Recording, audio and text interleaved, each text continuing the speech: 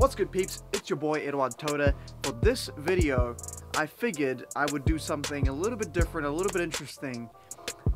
We're gonna basically go through one of my methods for creative processing and figuring out new ideas and new tricks and stuff like that. Whenever I don't know what to do, I don't know how to get my creative juices flowing. This is what I do. I pick up a book. I look a magic book, obviously, not just any book. I open the pages somewhere. I look at the trick that's shown there, and I only read the presentation. I don't read the method. Okay, then I come up with my own method for that effect. And half the time it's not as good as the actual effect in the book, obviously, because the person, more than half the time, right? Because the person that made the book obviously spent a long time making sure the trick is perfect, and the method is motivated and all that sort of stuff. But it gets the creative juices flowing, and I'll show you guys how I go about that, and let's see what we can come up with. Okay, so the expert of the card table was very sleight of hand heavy, a lot of sleights. So, I mean, not the expert of card table, expert card technique is what I meant to say.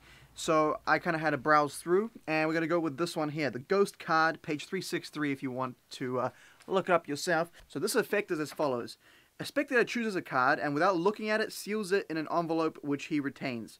A second spectator selects another card from the pack, which is shown to the company.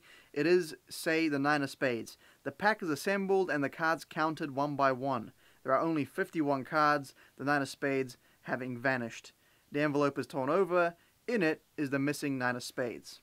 Okay. So that is basically,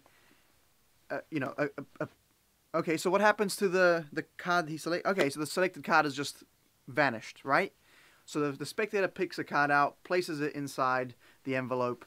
The second person picks a card, or picks another card, and that card ends up being in the envelope. What happens to the first spectator? 363 it was, I believe.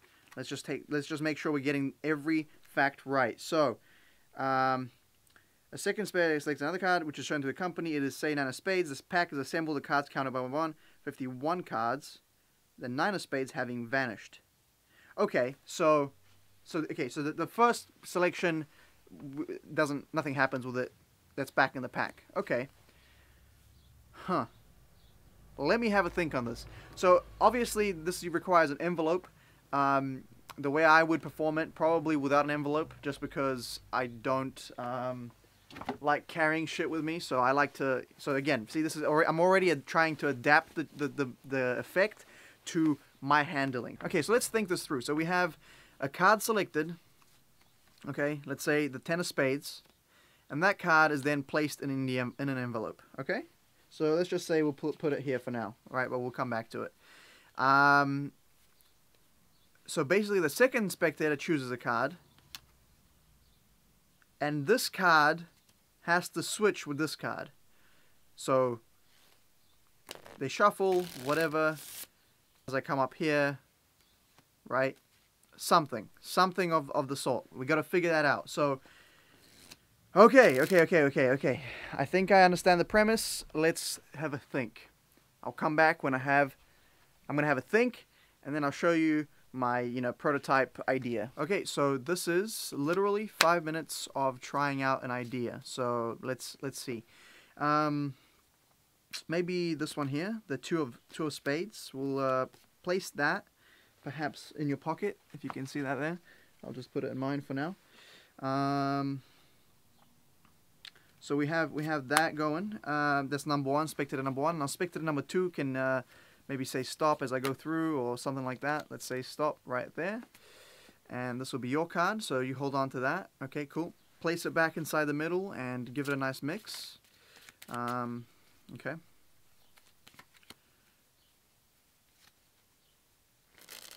And nice little mix. And just like so, your card has vanished. Look.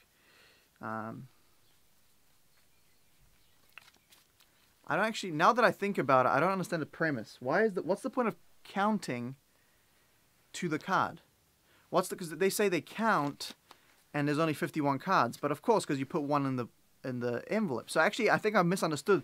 I think I misunderstood the premise of the effect. Okay, so I was right. I was completely right. I misunderstood the premise. Okay, it says here, first line, all right, it says, a spectator chooses a card and without looking at it, seals it in an envelope which he retains. Okay, so the second spectator selects another card from the pack, which is shown to the company. It is, say, 9 of spades. The pack is assembled and the cards counted one by one. There are only 51 cards, the 9 of spades having vanished. Okay, so it's important that the card vanishes. So I misunderstood. We're going to go back to the drawing board. We're going to figure out exactly how to do this, and then we'll come back. Okay, so the first selection, let's just go for this one here. We won't look at it. Place it inside my pocket.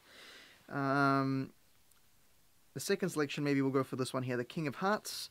Place that maybe further down towards the middle. Push that all the way in, lose it inside the pack. Now, of course, they can shuffle, I can shuffle, whatever. The idea is I do a magical gesture. The card leaves the pack. Now, if we take a look, the king, I think it was the King of Hearts, right? King of Hearts is no longer inside. There's the King of Diamonds, no King of Clubs, Ace of Hearts, Ace of Clubs, whatever. They're all there, but except for your card, which was what? The King of, remember that we put a card in here before this even started, and that's the King of Hearts. So, okay, so now just out of curiosity, I had a look at the actual method shown in the book, and it's kind of interesting. I'll show you what they suggest you do. So, it's the same idea. Pack of cards, all different. Okay, so what they suggest is a card is placed inside the pocket like so. Okay, maybe a card is selected, so let's go for right there. Maybe, what's that, 25 cards in. This will be your card, and okay, we have the Joker. Now, the thing with the Joker is it's got a lot of things going on there, right? But somewhere inside the middle is the idea. Okay, the idea is it's somewhere inside the middle. So now when I spread through, you'll notice. Never mind, that didn't work. Never mind, that didn't work. Okay, so apparently. Apparently one of the recommended methods doesn't work, at least with these cards. I'm not sure. If you're curious about the method they suggest, which I just tried and didn't work, you can read about it in Expert Card Technique. I'm not sure if I did it wrong, or it's on page 363. I'm not sure if I read it wrong, or yeah, they suggest you basically use spit, which didn't work. So, so I hope you enjoyed kind of an insight into the creative process that goes on. It wasn't nothing crazy. Again, I spent probably 5-10 minutes coming up with that. But the idea isn't to create something really, really crazy and really, really good. It's more just to push your comfort zone, push yourself out. Like, you know, I wouldn't have never played with that idea today if I didn't try this experiment. So if you're a magician out there, you know, you should try this out, because it's helped me come up with some stuff that, you know, I do all the time nowadays. So, by the way, if you want your questions answered in the next video, I'm going to be doing a kind of a mini Q&A. Go to the Discord down below in the description box, and you know, join up the community there. There's a bunch of cool dudes hanging out, talking magic. But yeah, so ask any of the questions there. Tag me in it. So on Discord, just at Eduard Todor, and I will be sure to answer them in the next video. Apart from that, much respect, much love, stay lit, and I'll see you in the next one. Peace!